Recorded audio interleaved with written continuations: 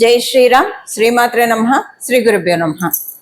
2026 సంవత్సరం జూలై నెల 17వ తారీఖు నుంచి 2026 సంవత్సరం ఆగస్టు 17 వరకు కూడా అత్యంత శుభప్రదమైన గ్రహస్థితి ఖగోళంలో గోచారంలో చోటు చేసుకోబోతుంది.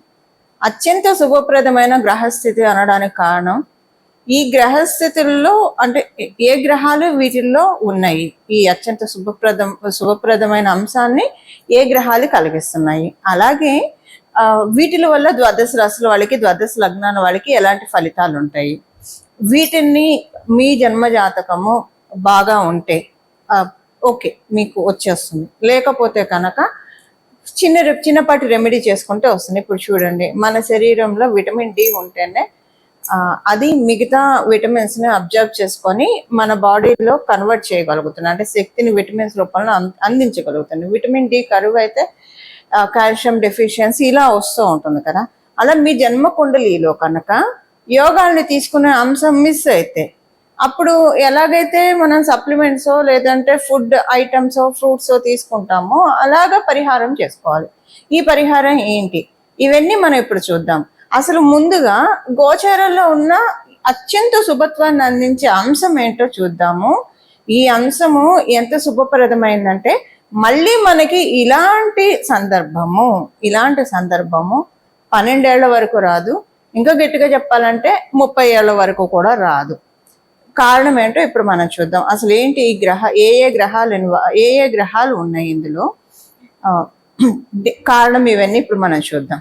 రవి గురుల యొక్క కలయిక కర్కాటక రాశిలో జరుగుతుంది. గురు భగవానుడు ఆల్రెడీ దేవగురువైన బృహస్పతి కర్కాటక రాశిలో స్థితిలై ఉన్నారు. సూర్యనారాయణమూర్తి కూడా రవి కూడా కర్కాటక రాశిలోకి 17వ తారీఖు జూలై 17 వస్తుంది. అయితే ప్రతి నెల కూడా రవి ఒక్కొక్క రాశికి ఆయన మారుతూ ఉంటారు, ప్రతి నెల మారుతూ. అందుకే సూర్య సంక్రమణములు రవి సంక్రమణము చాలా విశేషమైంది. మనం సత్యనారాయణ స్వామి వ్రతకల్పంలో కూడా చూస్తే రవి సంక్రమణ దినాల్లో సత్యనారాయణ స్వామి వ్రతం ఎవరైతే చేసుకుంటారో వాళ్ళకి కొమ్ము కాచి అండగా ఉండి వాళ్ళ ఇంట్లో సకల సౌభాగ్యాలు నేను అందిస్తానని చెప్పి సాక్షాత్ రమ సత్యదేవుడు చెప్పి ఉన్నారు. ఆ వ్రతకల్పంలో మనకు ఉంటుంది. ఏకాదశులు పౌర్ణమిలు ఇలా ఉన్న ఈ క్రమంలో రవి సంక్రమణ దినాలు కూడా చెప్పి ఉన్నారు. నిజంగానండి, మామూలుగా కూడా ప్రతి నెల రవి సంక్రమణం ఒక రోజు పట్టుకొని పంచాంగంలో ఇప్పుడు మనకి యూజర్ ఫ్రెండ్లీ, మీరు వీటిల్లో కూడా చూడొచ్చు, పంచాంగంలో చూడొచ్చు. ఆ రవి సంక్రమణ రోజుల్లో కనుక మనము ఏదైనా ప్రత్యేకమైన ఆరాధన చేస్తే ఆ నెలంతా బాగుంటుంది. ఎస్పెషల్లీ ఆయన కర్కాటక రాశిలోకి వచ్చినప్పుడు సూర్యనారాయణమూర్తి రవి అన్ని రాశుల్లో తిరిగేది అంతా ఒక లెక్క అయితే కర్కాటక రాశి మరియు మకర రాశి ఈ రెండు స్పెషల్గా ఉంటాయి, చాలా విశేషంతో కూడుకొని ఉంటాయి, విశేషమైన శుభత్వాన్ని ఇస్తాయి. కారణం ఏంటంటే రవి కర్కాటక రాశిలోకి ప్రవేశించినప్పటి నుంచి దక్షిణాయన పుణ్యకాలం ప్రారంభమవుతుంది. పూజలకి, జపాలకి, వ్రతాలకి, చాతుర్మాస వ్రతం అని చేస్తారు. ఇలా అన్నిటికీ కూడా అది ఓపెన్ అవుతుంది, చాలా మంచిది. ఇంకా రవి కనుక మకర రాశిలోకి వస్తే మకర సంక్రాంతి, అక్కడి నుంచి ఉత్తరాయణ పుణ్యకాలం ప్రారంభమవుతుంది. అందువల్ల ఒక 6 నెలలు, అందుకే ఆయనం అంటాం, ఉత్తరాయణం దక్షిణాయనం. స్వామివారు రవి దక్షిణ దిక్కుకి ప్రయాణం చేసేప్పుడు అది దక్షిణాయనం అంటాం, ఇంకా ఉత్తర దిక్కుకి ప్రయాణం చేసేప్పుడు ఉత్తరాయణం అంటాం. ఇంక ఇక్కడి నుంచి దక్షిణ దిక్కుకు ఆయన ప్రయాణం సాగుతూ ఉంటుంది. ఈ కర్కాటక రాశిలో ఆయన రావడం చాలా మంచిది. అయితే ప్రతి సంవత్సరం వస్తూ ఉంటారు, వచ్చినప్పుడంతా మంచిది, చాలా మంచిది.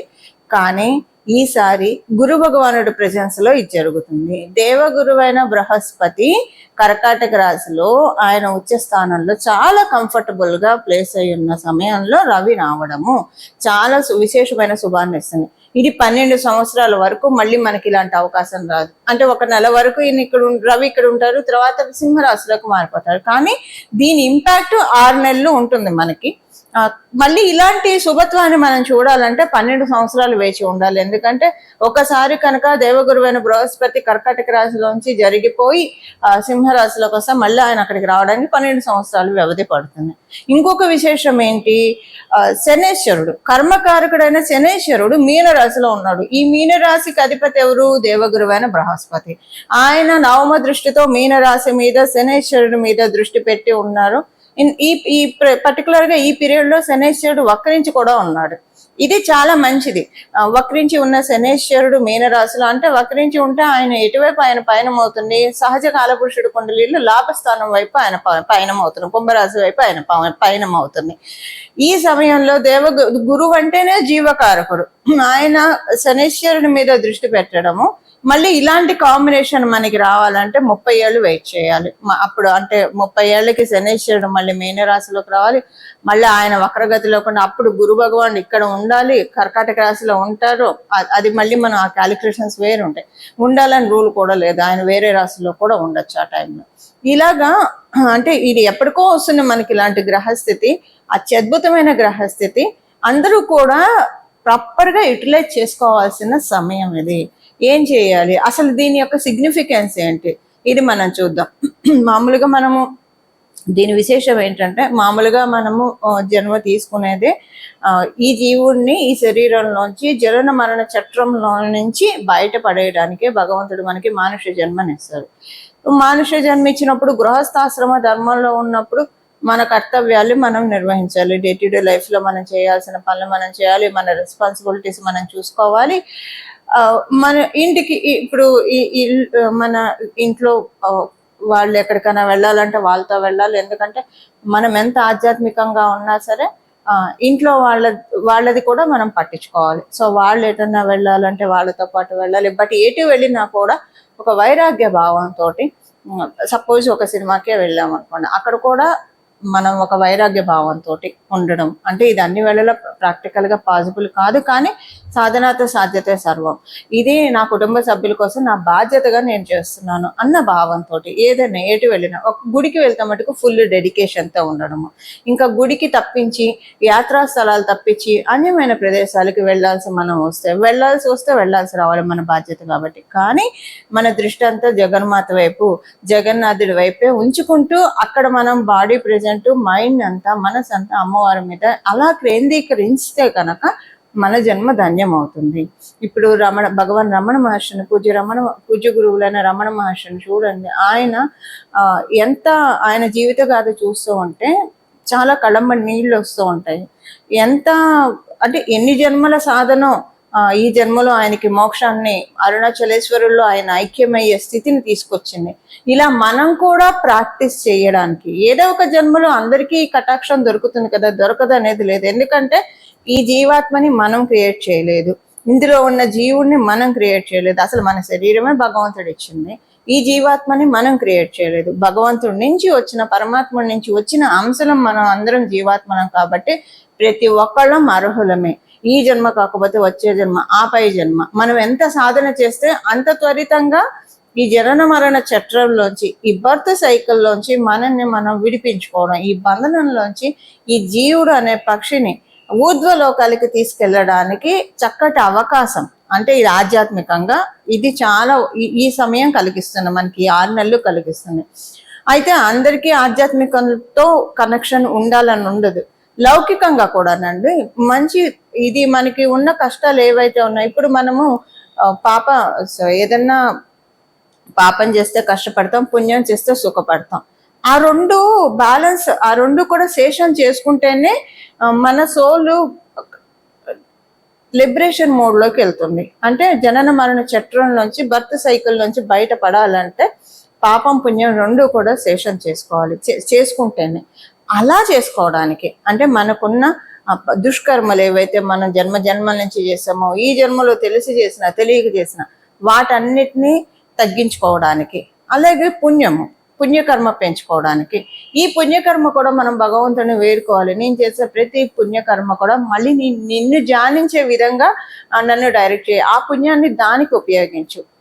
అంటే ప్రశాంతంగా నా జీవనాన్ని నేను సాగిస్తూ నా కుటుంబ బాధ్యతల్ని నేను చూసుకుంటూ ఎక్కడా కూడా నా బాధ్యతల్ని మరవకుండా స్కిప్ చేయకుండా ప్రతి చోట నేను ఉండాల్సిన చోట నేను ఉంటూ నా బాధ్యతల్ని చూస్తూ ఈ బాధ్యతలే పరమావధి, లేదంటే ఈ బంధాలే శాశ్వతం అని ఒక మాయా చట్రంలో కూరుకుపోకుండా స్వామి జగన్మాత జగన్నాథ మహాదేవ నన్ను రక్షించి నువ్వే సత్యము, నిన్ను తెలుసుకోవడమే అసలైన సత్యం. సత్య మార్గం అంటే ఏంటి? భగవంతుని తెలుసుకోవడమే అసలైన సత్యం, భగవంతుని నామస్మరణ చేయడమే అసలైన ధర్మం. వీటిల్లోనే నన్నుంచు, మాయలో పడకుండా నిన్నే ధ్యానించే విధంగా, అంటే ఈ బంధాలు శాశ్వతం అని చెప్పి ఈ మాయా చట్రంలో ఉండకుండా ఏది చేసినా ఒక తామరాకు మీద నీటి బొట్టులాగా బాధ్యతగానే చేసే విధంగా మొత్తం నా దృష్టి అంతా నా మనసంతా నీ మీదే లగ్నం అయ్యే విధంగా నన్ను కాపాడు పరమాత్మ అని మనం ఎప్పుడు కూడా భగవంతుని వేడుకుంటూ ఉండాలి.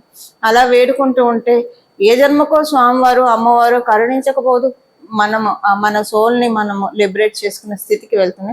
అసలు ఇలా చేస్తూ ఉంటే, ప్రాక్టీస్ చేస్తూ ఉంటే ఇహలోకంలో కూడానండి చాలా కష్టాలు అవే ఆటోమేటిక్గా సాల్వ్ అయిపోతూ ఉంటాయి. ఇది ప్రాక్టికల్గా చూసి చెప్తున్న విషయము. అన్నీ అవే సాల్వ్ అయిపోతూ ఉంటాయి, ఏది పెద్ద కష్టంగా అనిపించదు. శరీరంలో జీవుడు ఉన్నాడు, ఈ శరీరం నాది అన్న భావన ఉన్నప్పుడే ప్రతిదీ మనకు కష్టంగా అనిపిస్తుంది. ఎప్పుడైతే ఈ దేహం నాది కాదు, ఈ మనసు నాది కాదు, ఇందులో జీవుడే నేను అన్న భావనతోటి మనం అన్ని పనులు చేసుకుంటూ వెళ్తాం. భగవద్ ఆదేశానుసారం ఈ శరీరం లభించింది, ముక్తికే వాడాలి, భగవత్ సాధనకే దీన్ని వాడాలన్న చింతనలో ఎప్పుడైతే వెళ్తూ ఉంటామో లౌకికమైన విషయాలన్నీ కూడా చాలా సులభతరం అయిపోతాయి. ప్రతిదీ కూడా మనం సాధించగలుగుతాం. లేకపోతే లౌకికంలో ఉండిపోయి వాళ్ళ గురించి మాట్లాడుకొని వీళ్ళ గురించి మాట్లాడుకొని ఉబ్బుసుపక ఉన్న మాటలు ఇవన్నీ కూడా మన జీవుల్ని ఒక బంధనాల్లో ఉంటాయి. లేదంటే ఈ బంధాలే శాశ్వతం అనుకొని ఈ శరీరమే ఎన్నో మనవంతరాలు గడిచిపోయినాయి, ఎన్నో కల్పాలు గడిచిపోయినాయి. మనం ఎంత చెప్పిన ఒక పిపీల కాలం, ఈ బ్రహ్మాండంలో మన జన్మ ఒక పిపీలకం, చాలా చిన్నది. మళ్ళీ ఈ జన్మ గురించి ఇదే నిజమని ఇదే సత్యమని భ్రమించి ఇదే మాయ, ఇదే దీంట్లోనే కొట్టుకొని వీటికే. కానీ బాధ్యతలు అయితే విస్మరించకూడదు. ఫ్యూచర్ ప్లాన్స్ వేసుకోవాలి. మన గృహస్థ ధర్మంలో ఉన్నప్పుడు మన కుటుంబాన్ని చూడాల్సిన బాధ్యత మనకు ఉంటుంది, ఫ్యూచర్ గురించి ఆలోచించాల్సిన బాధ్యత కూడా ఉంటుంది. అది బాధ్యతగానే పెట్టుకోవాలి, అదే పరమావధిగా ఉండకూడదు. ఇలా మనల్ని, ఇదంతా ఎందుకు చెప్తున్నానంటే ఇలా మనల్ని మౌల్డ్ చేసుకోవడానికి, సింపుల్గా చెప్పాలంటే ఇహలోకంలో ఉన్న ఈ బంధనాల నుంచి, కష్టాల నుంచి అనుకోండి, బాధల నుంచి, దుఃఖం నుంచి సులభంగా మనల్ని బయటపడేసే తరుణోపాయము ఇప్పుడు మనకి గోచారంలో గ్రహస్థితులు రవి గురువుల యొక్క కలయిక మనకి కలిగిస్తోంది. దీన్ని మనందరం కూడా సద్వినియోగం చేద్దాము. ఇప్పుడు ఒక్కొక్క రాశి వాళ్ళకి ఎలా ఉంటుందో చూద్దాము, అలాగే చివరిలో రెమెడీ కూడా మనం చూద్దాం. కుంభరాశి కుంభ లగ్నంలో పుట్టిన వాళ్ళకి అత్యుత్తమమైన సమయంలో ఉన్నారు. అంతర్గత శత్రువులు, బహిర్శత్రువులు, బహిర్శత్రువుల నుంచి బయటపడే శుభ సమయం ఇది. బహిర్శత్రువులు అంటే మనకు వచ్చే సిచ్యువేషన్స్ కావచ్చు, మనతో ప్రవర్తించే తీరు కావచ్చు, ఇవన్నీ హర్టింగ్గా అనిపిస్తూ ఉంటాయి కదా. కానీ కుంభరాశి వాళ్ళు దేనికి హర్ట్ అవ్వరు, లోపల ఉంటుంది కానీ బయటకు అసలు వాళ్ళు హర్ట్ అయ్యారని కూడా ఎవరికి తెలియదు. అంత మేనేజీరియల్ స్కిల్స్ చాలా అత్యద్భుతంగా ఉంటాయి కుంభరాశి వాళ్ళకి. అక్కడ మరి చంద్రుడు అలా స్థితి, చంద్రబలం లేకపోయినా చంద్రుడి స్థితి ఉన్న కొన్నిసార్లు తెలుస్తుంది ఉన్నట్లు కొంతమంది విషయంలో. సో ఈ కుంభరాశి వాళ్ళకి ఏంటంటే ఇప్పుడు బహిర్శత్రువులు అంటే అన్నీ పోతున్నాయి. అంటే మీకు ఏదైతే సమస్యలు ఉన్నాయో మీ జీవితంలో, ఏవైతే చిక్కుముళ్ళు ఉన్నాయో అవన్నీ కూడా మీకు కామ్ డౌన్ అవుతాయి. ఏ విషయాల్లో ఉంటే ఆ విషయాల్లో, ఆరోగ్య సమస్యలు మీకు ఉన్నాయి అనుకోండి, వాటి నుంచే మీరు బయటపడతారు. ఇప్పుడు 6వ స్థానం అంటేనే రుణరోగ శత్రుస్థానం అంటారు. శత్రువుల వల్ల మీరు ఇబ్బంది పడుతున్నారు, శత్రువులే ఉంటారు మీకు. ఇప్పుడు రుణం వల్ల మీరు ఇబ్బంది పడుతున్నారు, రుణం ఉండాలి. సో ఇలా మీకు ఏ విషయాల్లో అయితే మీరు ఇబ్బంది పడుతున్నారో ఆ విషయాలన్నిట్లో నుంచి ఇప్పుడు మిమ్మల్ని రిలీజ్ చేయడానికి ఇప్పుడున్న ఈ గోచార గ్రహస్థితులు చక్కగా సహకరిస్తున్నాయి. ఇది కుంభరాశి కుంభ లగ్నంలో పుట్టిన వాళ్ళ ఫలితాలు. పరిహారము, ఇప్పుడు చేసుకోవాల్సిన పరిహారము నేను మొదటే చెప్పాను. ప్రతిదీ కూడా ఈ రవి సంక్రమణం రోజుల్లో సూర్యనారాయణమూర్తి రవి ఆరాధన, అలాగే ప్రత్యేకమైన దేవీ దేవతల ఆరాధన, జగన్మాత దర్శనం, మహాదేవుని దర్శనం, జగన్నాథుడి దర్శనం, ఎక్కడ ఉంటే అక్కడ విష్ణు ఆలయాలు, శైవ ఆలయాలు, సుబ్రహ్మణ్య స్వామివారి ఆలయాలు, జగన్మాత ఆలయాన్ని దర్శించడం వల్ల ఆ రోజు మనం చేసేది మంచి ఫలాలను అందిస్తుంది. అంటే ఎస్పెషల్లీ ప్రతి నెల రవి సంక్రమణం మనం చేయలేకపోయినా దక్షిణాయనం, ఉత్తరాయణం ఈ రెండు చేస్తే ఈ ఫలితాల్ని మీరు ఒక సంవత్సరం చేసి చూడండి. దక్షిణాయనం వచ్చిన రోజు ఏదో ఒక ప్రత్యేక ఆరాధన చేయండి, ఉత్తరాయణం వచ్చిన రోజు ఏదో ఒక ప్రత్యేక ఆరాధన చేయండి. ఆ సంవత్సరంలో మార్పు రాకపోతే చూడండి, ఖచ్చితంగా మార్పు వచ్చే తీరుతుంది. మీకేం మార్పు కావాలో ఆ మార్పు వస్తుంది. మంచి మార్పులు మన జీవితంలో వస్తాయి. ధర్మబద్ధమైన మార్పులు మన జీవితంలో వస్తాయి అనడంలో ఎలాంటి సందేహము లేదు. ఇది నేను అనుభవించి మీ అందరికీ చెప్తున్న విషయాలు ఇవన్నీ కూడా ప్రాక్టికల్గా అన్ని నేను ఆచరించి నాకు ఏవేవైతే బాగా జరిగిందో నా జీవితంలో అందరికీ బాగా జరగాలని చెప్తున్న విషయాలు ఇవన్నీ కూడా. పరిహారం వచ్చేసేసి మీ ఇష్టదేవత ఆరాధన చేయండి. 17వ తారీఖు ప్రత్యేకించి 17వ తారీఖు మొదలు మొత్తం నెలంతా ఈ 6 నెలలు కూడా భగవద్ ఆరాధన. ఇంకొకటి ఏంటంటే ఈ 6 నెలల్లో దక్షిణాయన పుణ్యకాలం 6 నెలలు ఉంటుంది. అంటే మకర సంక్రాంతి వరకు ఉంటుంది. ఈ 6 నెలలు ఇప్పుడు గురు భగవానుడు ఉన్నాడు అంటే దేవతలు, గురు భగవానుడు కర్కాటక రాశిలో ఉండడం అంటే దేవతలు మన మొరల ఆలకించే సమయం అని అర్థము. ఆయన ప్రత్యేకంగా కంఫర్టబుల్ ప్లేస్లో ఉన్నారు కాబట్టి మనం చేసే ప్రతి పూజ కూడా సాఫల్యత చెందుతుంది. చేయాల్సింది ఏంటంటే ఈ 6 నెలలు శ్రీమద్ భాగవతాన్ని అంటే కృష్ణ కథల్ని వినడము, దేవి భాగవతాన్ని చదవడము, వినడము. ఇవి మీరు చదవగలిగితే మరీ మంచిది. లేదా వినండి. చక్కగా పూజ్య గురువులు ఎంతో మంది ప్రవచనాల రూపంలో చెప్పి ఉన్నారు. పూజ్య గురువులు వడ్డిపర్తి పద్మాకర్ గురువు గారు, చాగంటి గురువు గారు, సామవేద షణ్ముఖ శర్మ గారు, చాలా మంది పూజ్య గురువులు చెప్పి ఉన్నారు. వినండి లేదా చదవండి, ఏదో ఒకటి చేయండి. అలాగే శివ మహాపురాణం, ఈ 3 కనుక చాతుర్మాసంలో విన్నా చదివినా ఎంత మంచి ఫలితాలు వస్తాయంటే మనకు అసలు భాగవతంలో ఒక విషయం ఉంటుందండి. అదేంటంటే మనం ఈ జన్మలో భాగవతం ఒకసారి వినాలంటే 1000 జన్మలు హరినామ సంకీర్తన విడవకుండా చేస్తే మనకి ఈ జన్మలో ఒక్కసారి భాగవతం వినే కటాక్షాన్ని భగవంతుడు కలిగిస్తాడట. అందుకే మనకి వాగ్గేయకారులు పాటలు ఎంత అనుభవించి రాశారు అనిపిస్తుందండి. వినరు భాగ్యము విష్ణు కదా, ఎంత నిజం కదా, సో ట్రూ అనిపిస్తుంది. ఎంతో భాగ్యం ఉంటే తప్పించి మనము స్వామివారి కథల్ని, లీలల్ని తెలుసుకునే భాగ్యం కూడా మనకి కలగదు. ఈ వీడియో ఎవరెవరైతే చూస్తున్నారో వాళ్ళకి జగన్మాత ఆశీస్సులు, మహాదేవుని ఆశీస్సులు, జగన్నాథుడి ఆశీస్సులు పరిపూర్ణంగా ఉన్న వాళ్ళందరికీ వీడియో చేరుతుంది. అందరూ చూస్తారు. తెలుసుకోండి, భగవంతుడి గురించి తెలుసుకోండి. 1000 జన్మలు మనం ఏదో పుణ్యం విష్ణునామ సంకీర్తన చేస్తే ఒక జన్మలో ఆయన కథల్ని వినే భాగ్యం మనకి కలుగుతుందంటే అది ఎంత విశేషమైన పుణ్యప్రదం చెప్పండి. ఇలా నేను ప్రతి సంవత్సరం గత 7-8 సంవత్సరాలుగా చేస్తూ వస్తున్నది నేను మీకు చెప్తున్నా. ప్రతి సంవత్సరం కూడా నేను భాగవతం చాతుర్మాసంలో చదువుతాను, వింటాను కూడా, 2 చేస్తాను. నా జీవితంలో ఎన్నో మార్పులు వచ్చాయి. నాకు అనిపిస్తుంది 1000 జన్మలు చేస్తే ఒకసారి వింటారంటే ఈ జీవుడు ఎంత పుణ్యం చేసుకుందో, ఈ శరీరంలో ఉన్న ఈ జీవుడు పదే అవకాశం, స్వామి ఎంత అవ్యాజ కరుణామూర్తి అవకాశం కల్పిస్తున్నారు అన్న ఒక ఆనంద బాష్పాలు అయితే ఖచ్చితంగా ప్రతిసారి విన్నప్పుడు వస్తాయి. మీరు వినండి, అది అనుభూతి చెందుతారండి. ఎంత స్వామి ఎంత కరుణ అంటే చదవండి, వినండి, మంచి మార్పులు మీ జీవితంలో చూస్తారు. ఇది సత్యం సత్యం సత్యం. ఇందులో రవ్వంత అతిశయోక్తి కూడా లేదు. ఇంతే సింపుల్ పరిహారము. ఇది ఏంటంటే ప్రతిసారి విన్నప్పుడు అదొక తన్మయత్వం, కానీ మనసు పూర్తిగా లగ్నం చేసి వినాలి. మన శరీరం ఇక్కడ పెట్టాం, చెవులు ఏదో ఆలకిస్తున్నాయి, మన మనసు చెవులైతే ఆలకిస్తూనే ఉంటాయి కానీ మనసు ఎటో పోతూ ఉంటుంది.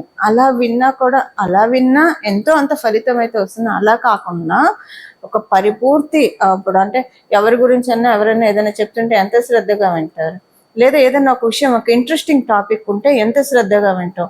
అన్నిటికంటే రెట్టింపు శ్రద్ధతోటి దీన్ని వినాలి లేదా చదవాలి, అంత కాన్సన్ట్రేటెడ్గా చదవాలి లేదా వినాలి. చూడండి ఎంత మంచి మార్పు మీ జీవితంలో వస్తుందో. ఇది విష్ణుమూర్తి అలాగే జగన్మాత మహాదేవుడి కృపతో జరిగే సంకల్పము ఇది అంత తేలిగ్గా రాదండి. మనందరం కూడా దీన్ని సద్వినియోగం చేసుకోవాలి. మీరందరూ కూడా అందరూ కూడా భగవద్ బంధువులే. అందరూ కూడా దీన్ని ఆత్మ బంధువుల దీన్ని మీరందరూ కూడా వినియోగించుకొని మీ జీవితాల్లో సన్మంగళాన్ని ఆహ్వానిస్తారని చెప్పి మనస్ఫూర్తిగా మన జీవితాల్లో సన్మంగళాలు జరగాలని చెప్పి జగన్మాతని, మహాదేవుణ్ణి, అలాగే జగన్నాథుని శిరస్సు ఉంచి శరణు వేడుతూ మంగళం. నమో భగవతే వాసుదేవాయ.